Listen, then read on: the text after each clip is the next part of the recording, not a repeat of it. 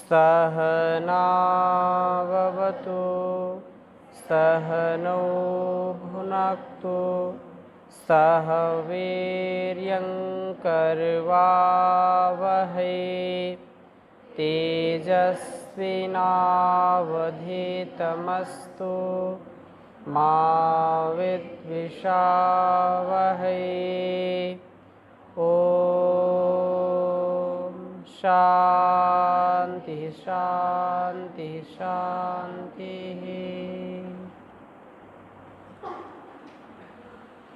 ईशोपनिषद का स्वाध्याय हमने कर लिया था,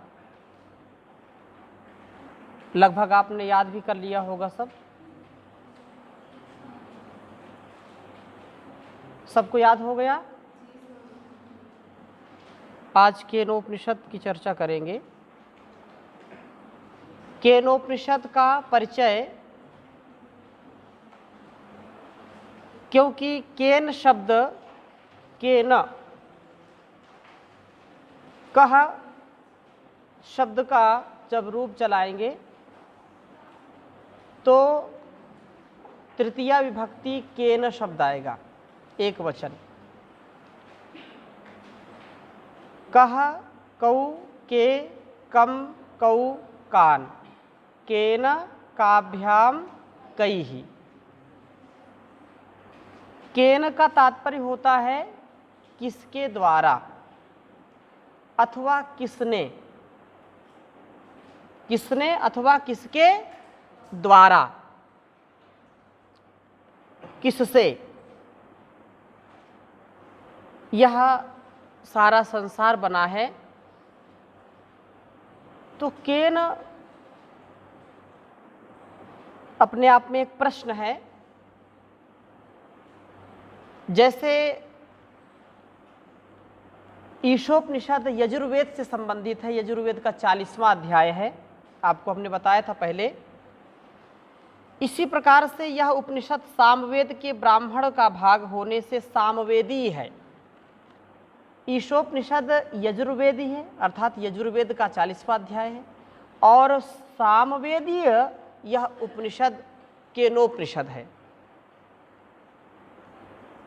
सामवेद की जो तवलकार शाखा है उसके अंतर्गत इसको गिना जाता है। केनाचार्य के नाम से भी, जो केनाचार्य आचार्य ने इसका उपदेश किया है, तो केनोपनिषद के नाम से इसको जानते हैं। प्रथम खंड, द्वितीय खंड, तृतीय खंड और चतुर्थ खंड, यह उपनिषद विशेष रूप से ईश्वर के कार्यों का, किसके द्वारा बनी है यह सृष्टि, यह शरीर, कौन इसका रचनाकार है और कैसे चलता है, इसमें बहुत ही सुंदर वर्णन किया हुआ है 4 खंडों में। और सबसे, जैसे ईशोपनिषद में ईश शब्द सबसे पहले आता है, ईशावास्यम इदम सर्वम यह शब्द आता है। केनोपनिषद में केन शब्द सबसे पहले आता है और गुरु शिष्य की यह चर्चा है। गुरु शिष्य के साथ जिज्ञासा और उन समस्याओं का समाधान जो शिष्य ने कहा है, समझा है, जाना है, उसके आधार पर किया है। किसी भी वस्तु, किसी भी व्यक्ति, किसी भी पदार्थ को जानने के लिए जब तक हमारे अंदर जिज्ञासा नहीं होती है तब तक हम उसकी गहराई तक पहुंच नहीं पाते, उसको समझ नहीं पाते। यह क्या है, क्यों है, कैसे है, 3 प्रश्न हम करते हैं। क्या, क्यों और कैसे। इन 3 बिंदुओं का फिर अन्वेषण करते हैं तो बात स्पष्ट हो जाती है, समझ में आता है। अतः यहाँ पर यही एक आधार बना करके आद्य जो प्रेरक है, शरीर से लेकर के ब्रह्मांड तक, इस पिंड से लेकर के ब्रह्मांड तक, शरीर से लेकर के सारे संसार तक का जो आद्य निर्माता है, आदि जो निर्माता है, जिसके द्वारा ये निर्मित है, आद्य प्रेरक कौन है इसका, संसार का, इस विषय में समर्थ गुरु के समक्ष शिष्य प्रश्न करता है। और प्रश्न कैसा है, उच्चारण करेंगे हम। केनेशितं पतति प्रेषितं मनः, केन प्राणः प्रथमः प्रयति युक्तः, केनेशितां वाचमिमां वदन्ति, चक्षुः श्रोत्रं कवु देवो युनक्ति। केनेशितं पतति प्रेषितं मनः, केन प्राणः प्रथमा प्रयति युक्तः, केनेशितां वाचमिमां वदन्ति, चक्षुः श्रोत्रं कवु देवो युनक्ति।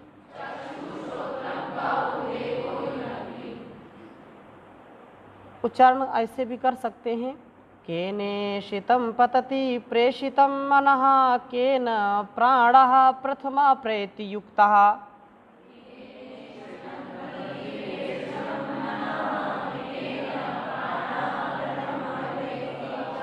केनेशितां वाचमिमां वदन्ति, चक्षुः श्रोत्रं कवु देवो युनक्ति।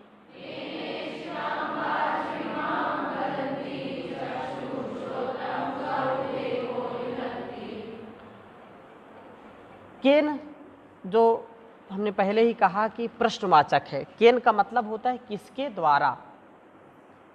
केनेशितं पतति प्रेषितं मनः, इतना भाग पहले लेते हैं श्लोक का।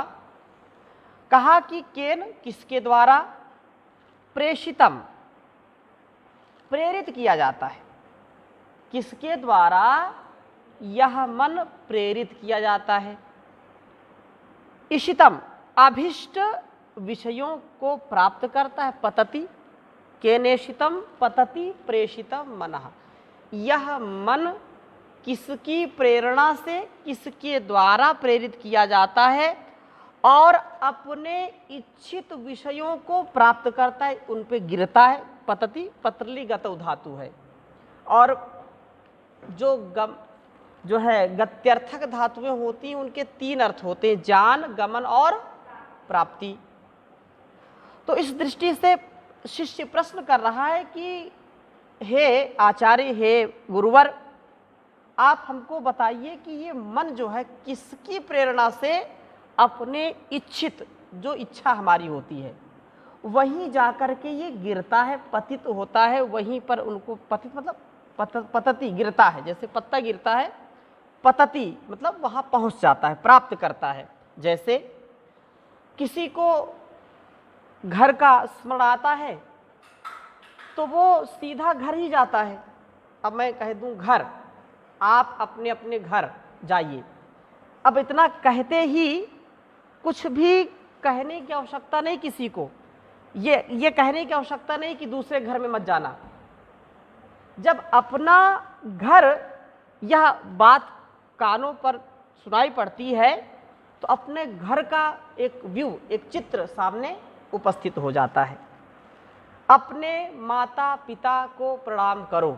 अब अपने माता पिता का नाम लिया तो उनका चित्र अपने आप स्वयं हमारे चित्त में चित्रित हो जाता है, होता है कि नहीं। ये वहीं पर जाता है जहां पर इसको जाना चाहिए, इतना ये समझदार है। परंतु यदि अनियंत्रित हो जाता है तो उन विषयों पर ही जाता है जहां पर उसका संस्कार होता है। ऐसा कोई भी स्थान नहीं, कोई भी व्यक्ति नहीं, कोई भी वस्तु नहीं जहां पर अनचाहे ढंग से हम चले जाएं। अब ये आप बोले स्वामी जी तो बड़ी विचित्र बात आप कह रहे हैं, हम नहीं चाहते कि हमारा मन वहां जाए लेकिन बार बार जाता है। तो इसका तात्पर्य क्या है? इसका तात्पर्य यह है कि मन हमारा उस बात को, उस व्यक्ति को, उस वस्तु को, कोई भी वस्तु हो, हजारों हजारों बार उसका हमने प्रयोग किया है, हजारों हजारों बार उसका चिंतन किया है, इसलिए उसके प्रति हमारे मन के अंदर गहरे संस्कार पड़े होते हैं। इस कारण से व्यक्ति का ध्यान उधर ही जाता है। जो व्यक्ति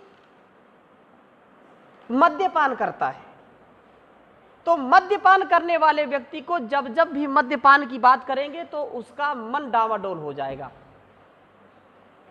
कोई व्यक्ति नशेड़ी है तो उसको नशा नाम लेते ही उसको लगता है चलो एक बार हो ही जाए, और जो कभी नशा किया ही नहीं उसके सामने कुछ भी रख दो उसके मन में एक बार भी आएगा ही नहीं। कोई जो है ड्रिंकर है, पीने वाला व्यक्ति है, और कुछ बोतलें रख दी जाएं सामने, क्योंकि आजकल जो बड़े लोग होते हैं वो अपने अपने, हम लोग तो सात्विक और योगी व्यक्ति हैं, योगी जैसी जो है ऐसे संस्थान है, आध्यात्मिक संस्थान है, बड़े बड़े जो तथाकथित एडवांस लोग अपने आप को मानते हैं, अरबपति खरबपति, उनके यहाँ एक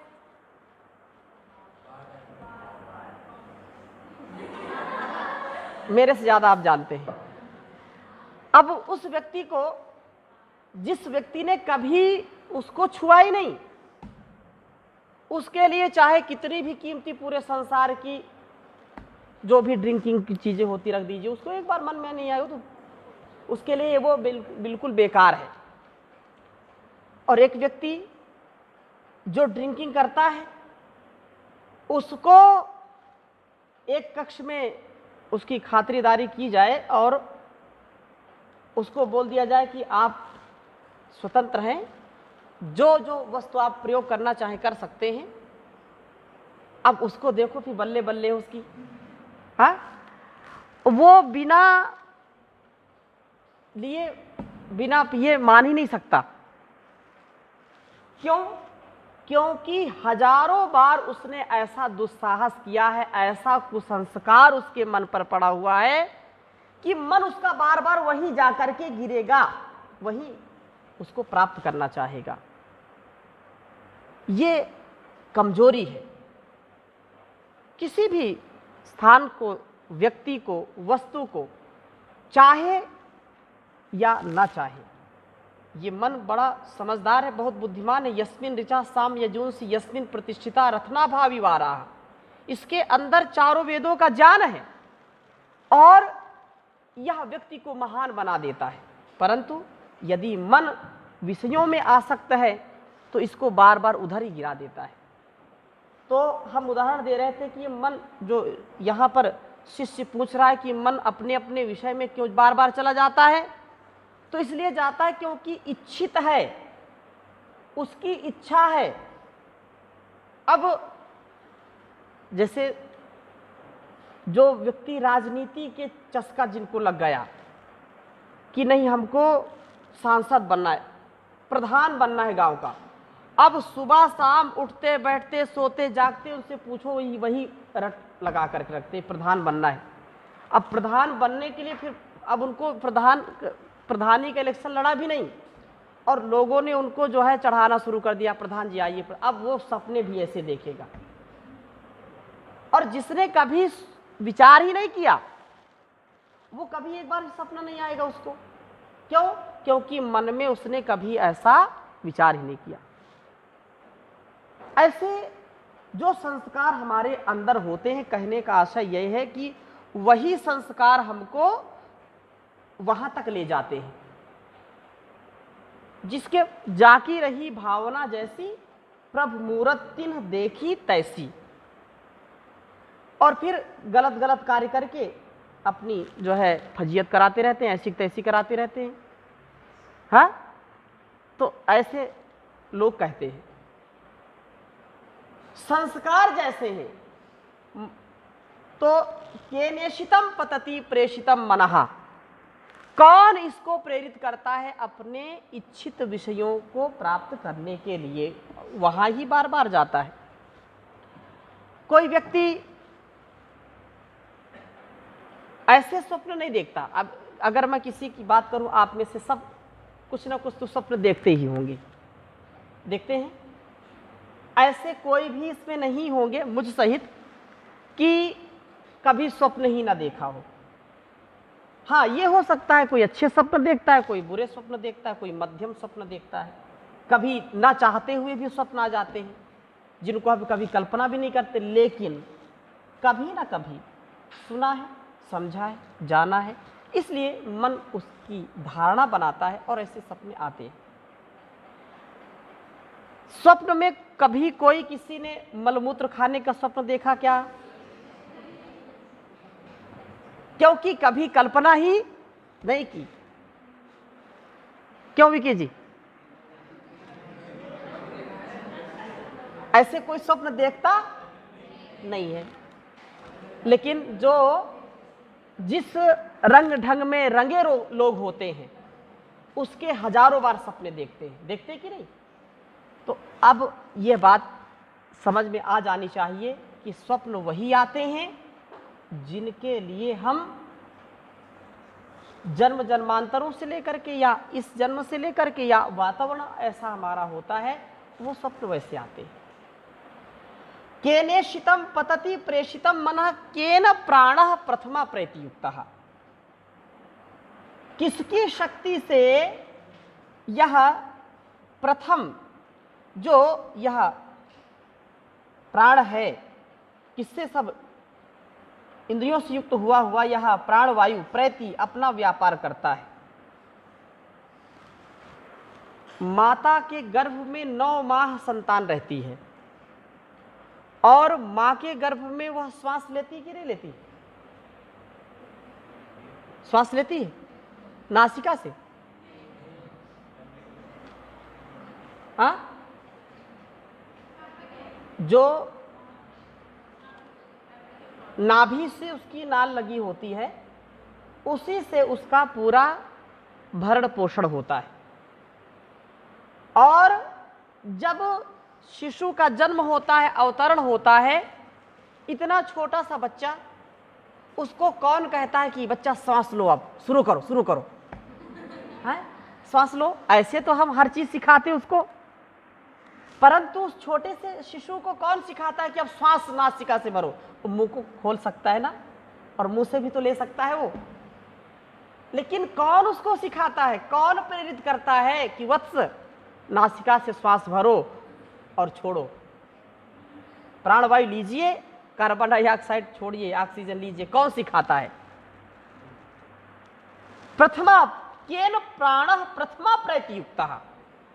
आप कल्पना करके विचार करो, सोचो, समझो।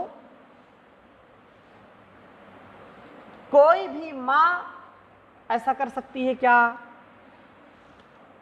कि अब श्वास भरो बच्चा और छोड़ो? ऐसा कोई नहीं, क्योंकि उसके सामर्थ्य से बाहर है वो। शिशु प्रथम बार प्राण लेता है, श्वास लेता है और छोड़ता है, और वह क्रम आजीवन चलता रहता है। किसकी प्रेरणा से चलता है? या कौन उसको प्राणों से युक्त कर देता है? विचार करिए। यही प्रश्न कर रहा है गुरु से शिष्य। और अगला प्रश्न किया कि नेशिताम वाचमिमाम वदंती। हे गुरुजी, आचार्य, आप हमको ये बताइए कि यह वाचामिमाम, इस वाणी को अपने बोलने के व्यापार में कौन प्रवृत्त करता है? वाणी को जो हम बोलते हैं या पशु पक्षी भी बोलते हैं, कौन प्रेरित करता है कि बोलो? मुख को खोल करके कुछ बोलो, किसकी प्रेरणा से ये होता है?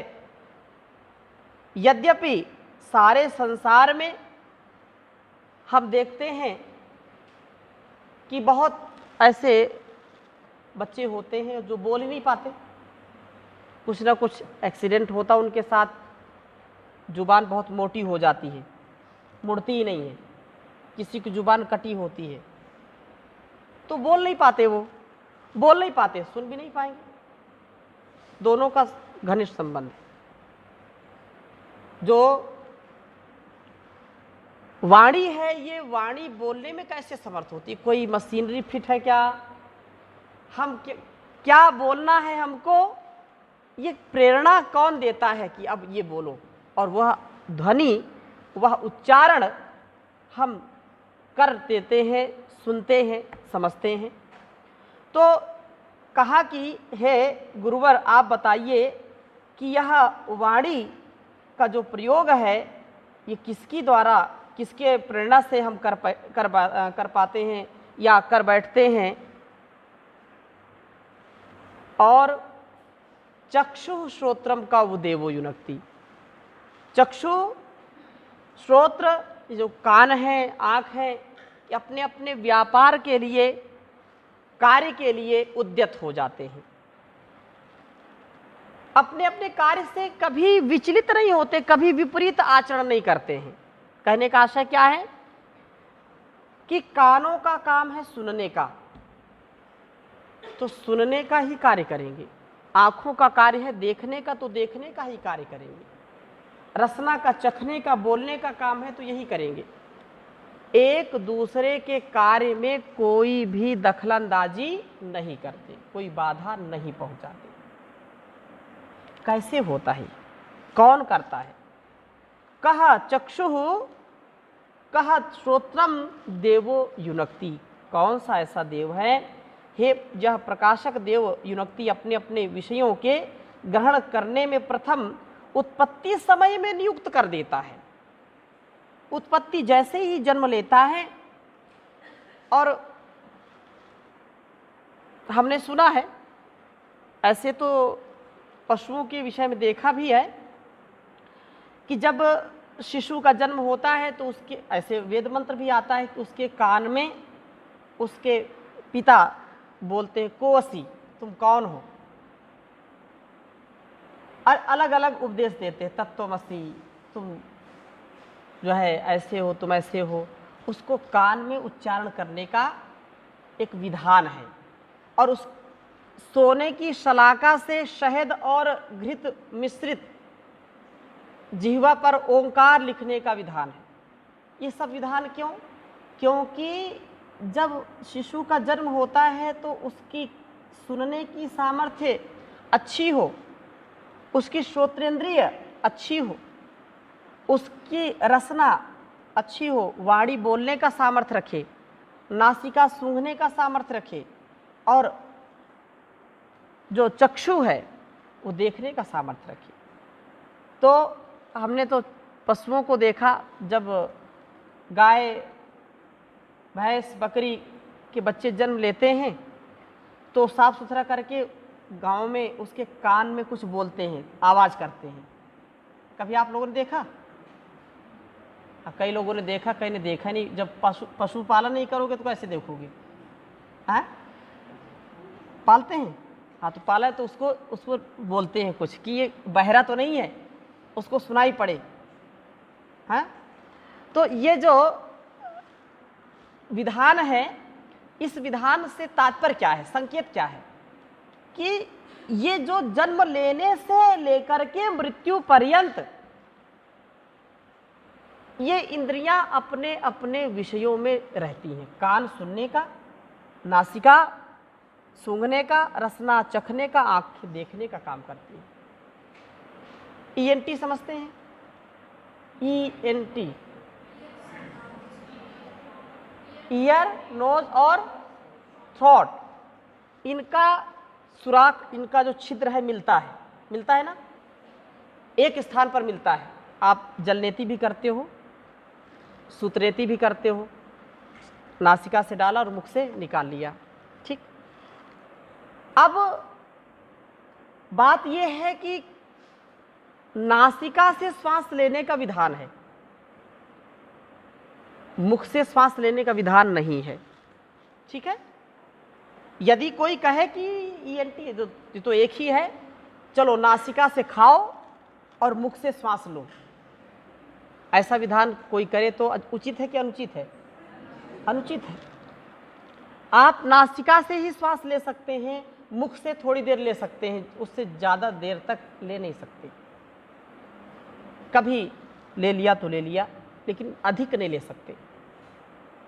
अब कोई बोले कि नहीं ये तो कान और इन सब सुराख मिला हुआ है, ENT है तो ऐसा कर लो, नासिका बंद करो, कान से श्वास लेना शुरू करो, कानों से श्वास लेना शुरू करो, ऐसा होता नहीं है। चलो अच्छा कान बंद करो, मुख को खोलो, क्योंकि कान के सुराख तो छोटे हैं तो कम सुनाई पड़ता, मुख को पूरा खोलो तो ज़्यादा सुनाई पड़ेगा। ऐसा मन में आता है क्या? कभी नहीं आता, क्योंकि जिस इंद्रिय का जो कार्य सुनिश्चित है वह इंद्रिय वैसा ही करेगी, उससे विपरीत नहीं कर सकती है। नासिका से श्वास लेना सुनिश्चित है तो नासिका से श्वास लेंगे, कानों से नहीं लेंगे। कानों से सुनना है तो मुख से सुनने का कार्य नहीं लेंगे। यह देवो युनक्ति, यह देव जो है यह युनिक्त कर देता है, उनको उस में लगा देता है। आगे कहा, पुनः एक बार उच्चारण करिए। के नेशितम पतति प्रेषितम मनः केन प्राणः प्रथमा प्रयति युक्तः के नेशिताम वाचम इमाम वदंती चक्षुश्रोत्रम का वो देवो युनक्ति। अगला श्लोक पढ़ेंगे, इसमें किसी कोई प्रश्न तो नहीं है? आगे चलिए। श्रोत्रस्य श्रोत्रम मनसो मनो यद वाचो हवाचम सौ प्राणस्य प्राणः। श्रोत्रस्य श्रोत्रम मनसो मनो यद वाचो हवाचम सौ प्राणस्य प्राणः। चक्षुषः चक्षुः अतिमुच्य धीराः प्रेत्यस्मात् लोकात् अमृता भवन्ति।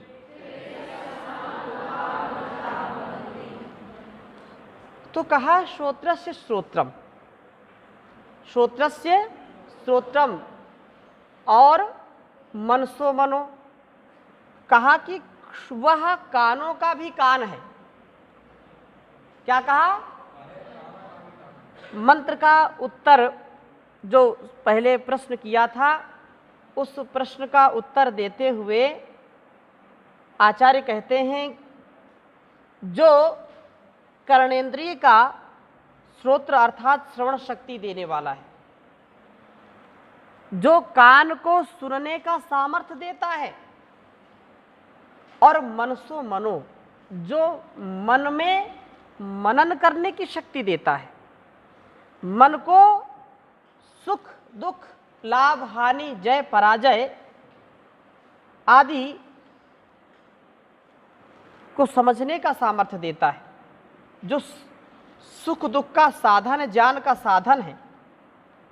और वाचा जो वाणी जो बोलने की शक्ति से युक्त करता है वाणी को। अब कान तो है, कान तो दिखाई पड़ रहा है, लेकिन सुनने का सामर्थ्य नहीं है। आंखें तो हैं, लेकिन देखने का सामर्थ्य नहीं है। तो उस आंख से उस कान से कोई लाभ है क्या? केवल देखने में हाँ हाँ अच्छे, तो उससे कोई लाभ नहीं है जब तक उसके अंदर वैसी सामर्थ्य ना हो। अर्थात कानों में सुनने का सामर्थ्य, आंखों में देखने का सामर्थ्य, रसना में चखने का, बोलने का सामर्थ्य जो देता है। सौ प्राणस्य प्राण हुआ, प्राणों का भी प्राण है, वह प्राणों का भी प्राण है, अर्थात प्राण शक्ति का आधान करने वाला है, प्राणों से युक्त करने वाला है। चक्षुष चक्षु, आंखों का भी दृष्टि, जो हमारी दृष्टि है उस दृष्टि में भी दर्शन शक्ति जो देने वाला है। और इस प्रकार से जो सामर्थ्य से युक्त करता है वह परमपिता परमेश्वर है। ऐसा जो जानता है, ऐसा धीर गंभीर विद्वान ऐसा समझ लिया, जान लिया कि हमारे मनुष्यों में या पशुओं में ऐसा कोई सामर्थ्य नहीं है जो इसको विकसित कर सके, इसको डेवलप कर सके। एक वही परम शक्ति है, वह परम सत्ता है जो हमारे इस जीवन को शक्ति प्रदान करता है, इंद्रियों को बल देता है इसलिए ऐसा समझ करके प्रेत्यस्मात् लोकात् अमृता भवन्ति, इस लोक से मर करके वो अमृतत्व को प्राप्त हो जाते हैं, अमृतमय हो जाते हैं। उनका कोई भी राग इस संसार में होता नहीं है। अनुराग के साथ, वैराग्य के साथ, विवेक के साथ जीवन को जीते हैं। तो यह बात यहाँ कही है, फिर आगे चर्चा करेंगे। अब यहीं पर विराम देते हैं। ओम शांति शांति शांति।